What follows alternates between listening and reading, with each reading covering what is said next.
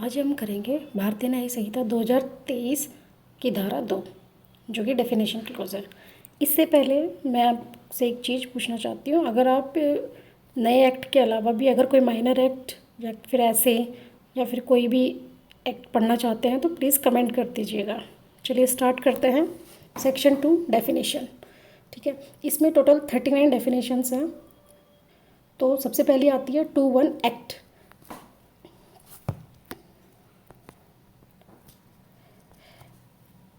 To one act denotes as well as a series of acts as a single act. इसका मतलब होता है कि जैसे सिंगल एक्ट होता है वैसे ही सीरीज ऑफ एक्ट्स भी इसके अंदर माने जाएंगे। देन 2(2) है एनिमल। एनिमल का मतलब means any living creature other than a human being. इसका मतलब क्या होता है कि जीव जंतु, मानव से भिन्न किसी भी जीवधारी को जीव जंतु माना जाएगा।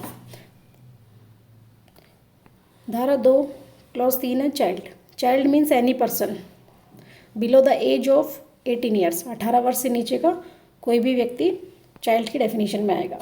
फिर है 2(4) काउंटरफीट। काउंटरफीट का मतलब कूटकरण। कूटकरण क्या होता है?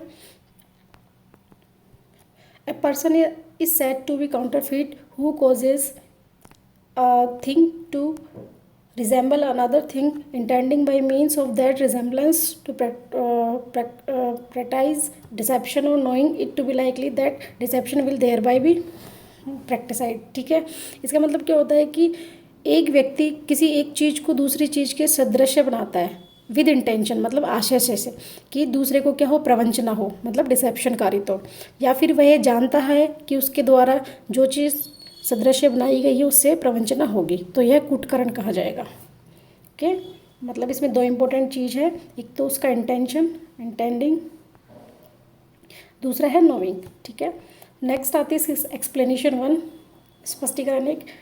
इट इज़ नॉट एसेंशियल, ये ज़रूरी नहीं है कि to counterfeiting that the imitation should be exact.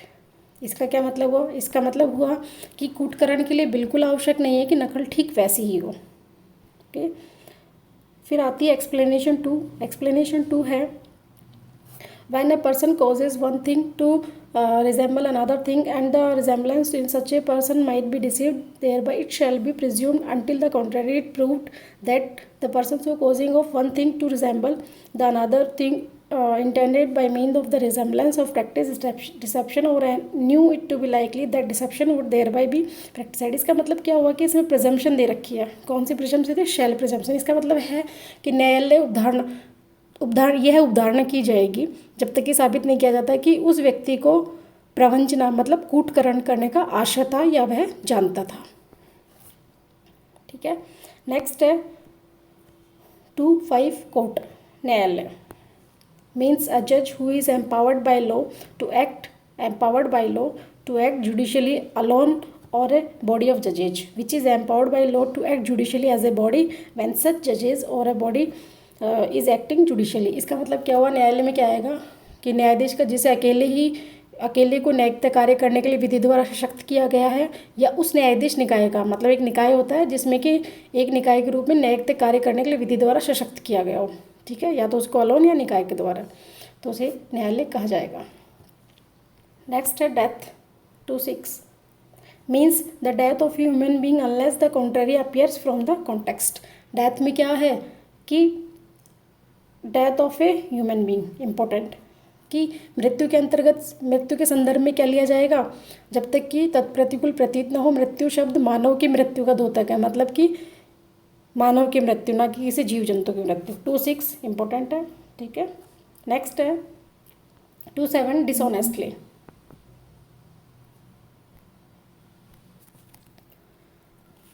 Dishonestly मतलब बेईमानी से। Mean doing anything with the intention of causing wrongful gain to one person or wrongful loss to another person। इसका मतलब क्या हुआ? इसका मतलब हुआ कि इस आशय से कोई कार्य करना जो एक व्यक्ति को तो सदोष अभिलाभ कारित करे और अन्य व्यक्ति को सदोष हानि हो। ठीक है, सदोष लाभ और सदोष हानि का इसी डेफिनेशन क्लोज में आगे एक्सप्लेन किया गया है, उसमें आपको अच्छे से बताएंगे। नेक्स्ट है 2(8) documents. Documents means any matter expressed or described upon any substance by means of letter, figures or marks, or by more than one of those means and includes electronic or digital records intended to be caused which may be used as evidence of that matter. इसका मतलब हुआ कि भी दस्तावेज किसको माना जाएगा कि किसी पदार्थ पर अक्षरों, अंकों या चिन्हों के साधन द्वारा या एक से अधिक साधनों द्वारा आपने कुछ व्यक्त किया है, कुछ वर्णित किया है, जिसमें कि मोस्ट इम्पोर्टेंट है कि इलेक्ट्रॉनिक और डिजिटल रिकॉर्ड्स भी इंक्लूड होंगे, ठीक है, और जो उस विषय के साक्ष्य के रूप में उपयोग किया जाने के लिए आशयत है, मतलब उनका साक्ष्य के रूप में भी उपयोग लाया जा सकेगा, वो दस्तावेज कहलाएंगे। इसकी एक्सप्लेनेशन 1 है। एक्सप्लेनेशन सभी की बहुत इंपॉर्टेंट है, एक एक शब्द आपको अच्छे से देखना है, ठीक है। It is immaterial by what means or upon what substance the letter figure marks are formed or whether the evidence is intended for or may be used in court or not। इसका मतलब क्या हुआ कि तत्वहीन है कि किस साधन द्वारा या किस पदार्थ पर अक्षर या अंक चिन्ह बनाए गए हैं, ठीक है, या फिर यह है कि साक्ष्य किसी न्यायालय के लिए आश्रित है या नहीं है, मतलब कि ये ज़रूरी नहीं है कि ये साक्ष्य के लिए आवश्यक है या नहीं है, या फिर किस साधन द्वारा इनको बनाया गया है, उपकृत किया गया है। नेक्स्ट आता है, इसके अंदर एक इलस्ट्रेशन दिया गया है, 5 इलस्ट्रेशंस दिए गए, मोस्ट इम्पोर्टेंट है, ये पीटी के पॉइंट ऑफ व्यू से पूछ लिए जाते हैं। फर्स्ट है a writing expressing the term of a contract which may be used as evidence of the contract is a document. मतलब किसी संविदा के लिए अगर कोई अभिव्यक्त रूप से कोई लेख लिखा जाता है, संविदा के लिए बनाया जाता है, तो साक्ष्य के रूप में अगर उसे उपयोग किया जाता है तो दस्तावेज कहलाएगा।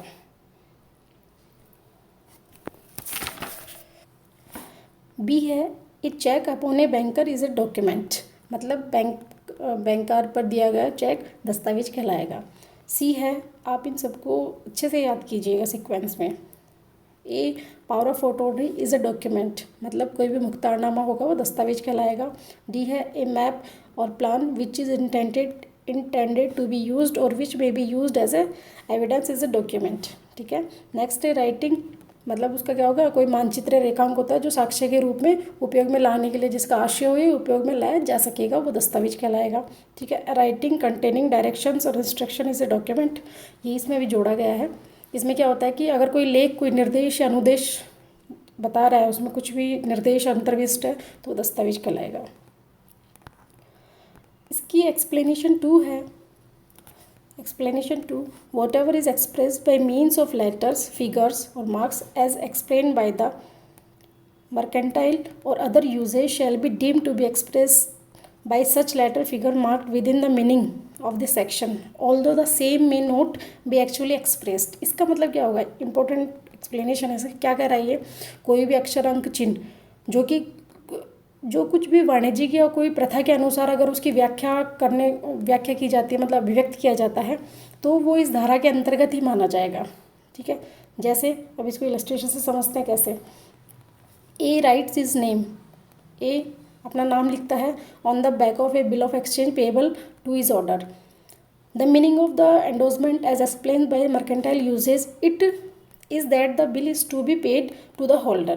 The endorsement is a document and shall be construed in the same manner as if the word pay to the holder or words to that effect had been written over the signature। मतलब कि एक विनय पत्र की पीठ पर, मतलब back side में जो उसके आदेश के अनुसार दे है उस पर अपना नाम लिखता है, जो कि वाणिज्यिक प्रथा के अनुसार उसकी व्याख्या करने पर इसका प्रस्तांकन माना जाएगा। उसका मतलब क्या होगा कि धारक को विनिमय पत्र का भुगतान कर दिया गया, मतलब बिल ऑफ एक्सचेंज के बैक साइड में अगर उसने साइन किया तो इसका माना जाएगा कि धारक को विनिमय पत्र का भुगतान कर दिया जाए, ठीक है। तो ऐसा प्रस्तांकन दस्तावेज है, ठीक है। क्यों? क्योंकि उनकी जो वाणिज्यिक प्रथा के अनुसार है उसमें ऐसा ही किया जाता है। नेक्स्ट है फ्रॉडुलेंटली मतलब कपटपूर्वक means doing anything with the intention, मतलब आपको इसमें इंटेंशंस जहाँ जहाँ आ रहा है उनको अंडरलाइन करना बहुत ज़रूरी है। Doing anything with the intention to defraud but not otherwise, अगर कोई डिफ्रॉड इंटेंशन के साथ किया जाता है, मतलब कपट करने के आशय से अगर कोई कार्य किया जाता है तो कपटपूर्वक होगा, अन्यथा वो नहीं होगा, मतलब इसमें इंटेंशन देखा जाएगा। 10 आता है मोस्ट इम्पोर्टेंट, जेंडर, ठीक है। The pronoun he and its derivatives are used of any person whether male, female और ट्रांसजेंडर। इस भारतीय न्याय संहिता में ट्रांसजेंडर को इंक्लूड किया गया है। अगर आप किसी भी जुडिशरी में कोई ऐसे राइटिंग करते हैं तो इस के बारे में आप उसमें लिख सकते हैं कि भाई अगर समलैंगिक विवाह पे या फिर समलैंगिकता पे कोई भी 377 पे कोई भी आर्टिकल आता है, कोई भी ऐसे आता है, तो आप वहाँ पे इसको लिख सकते हैं। नेक्स्ट एक्सप्लेनेशन क्या दी गई है, transgender shall have the meaning assign to it in the clause k of section 2 of the transgender person protection of right act 2019। इसका मतलब क्या हुआ कि जो उभयलिंगी होते हैं, मतलब ट्रांसजेंडर्स होते हैं, उसका क्या अर्थ लगाया जाएगा, जो कि उभयलिंगी व्यक्ति के अधिकार का संरक्षण अधिनियम 2019 की जो धारा 2K है उसके अंदर जो उसका अर्थ दिया गया वही इस संहिता के अंतर्गत माना जाएगा।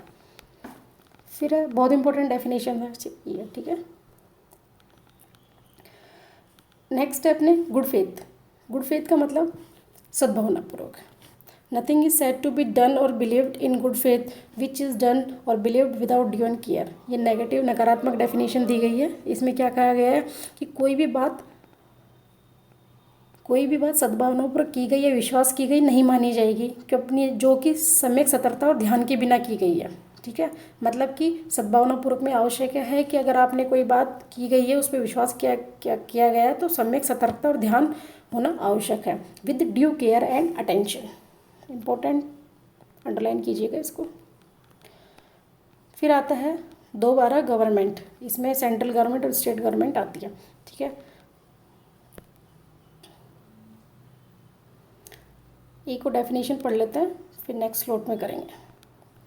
Harbour include supply a person with shelter food, supplying a person with shelter food drink money clothes arms ammunition और मीन्स ऑफ कन्वे और the assisting a person by any means whether the same kind as those enumerated in this clause or not to evade apprehension। इसका मतलब क्या होता है कि संशय में क्या आता है, किसी व्यक्ति को कोई आश्रय, भोजन, कोई पीने का पेय पदार्थ, धन, वस्त्र, आयुध या गोला बारूद या वाहन के साधन देना, ठीक है, या फिर किन्हीं साधनों से चाहे वे उस प्रकार के हो नहीं हो, मतलब इनके अलावा भी अगर कोई साधन हो जिससे कि उसकी सहायता होती है, ठीक है, और किसी व्यक्ति की सहायता करना पकड़े जाने से बचने के लिए, मतलब किसी के पीछे पुलिस पड़ी है और आप उसको छुपा रहे हो, उसको आश्रय दे रहे हो, तो संशय के अंतर्गत आएगा वो, ठीक है, इंपॉर्टेंट है।